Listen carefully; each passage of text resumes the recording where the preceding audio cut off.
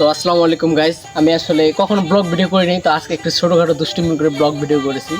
বেশি কিছু না, সামান্য একটা মাছকে নিয়ে। তো এই ভিডিওটাকে কেউ সিরিয়াসভাবে নেবেন না, জাস্ট ফান। তো ফাইনালি হ্যালো গাইস, আপনারা দেখতে পাচ্ছেন আমরা হাঁটতে এসেছি রাস্তায়। তো এসে এখানে কিছু ছোটোখাটো খাল বিল দেখা যাচ্ছে। এই যে খাল বিল, এগুলোর মধ্যে মাছ আছে, অবশ্যই মাছ আছে।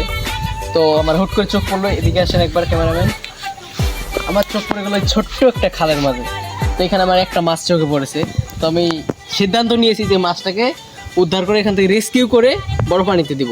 তো আপনারা আমার সাথে থাকুন কিভাবে মাছটাকে রেস্কিউ করি। এই মাছটা রেস্কিউ করার প্রক্রিয়া চলতেছে, তার জন্য মাছটা দেখা যাচ্ছে না, তো পানিগুলো ঘোলা হয়ে গেছে, যার কারণে আমি পুরো পানিটা পরিষ্কার করতেছি। 1 মিনিট এদিকে আরো ক্যামেরা, এই যে মাছটা দেখা যাচ্ছে। রুকো যারা, সবার করো। দেখতে পাচ্ছেন আপনারা, সবাই দেখতে পাচ্ছেন।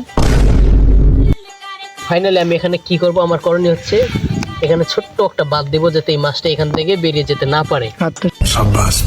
এই যে মাছটা গলা পানির মধ্যে চলে গিয়েছে, আপনারা একটু অপেক্ষা করুন।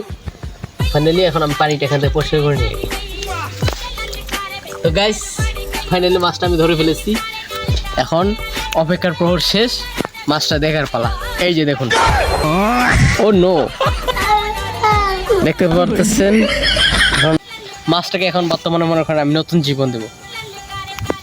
কেমন হবেন, কাছে এনো।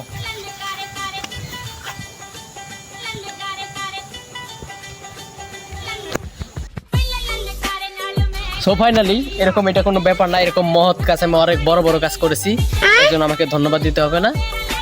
এটা নিয়ে আমি অনেক খুশি আছি। Thank you.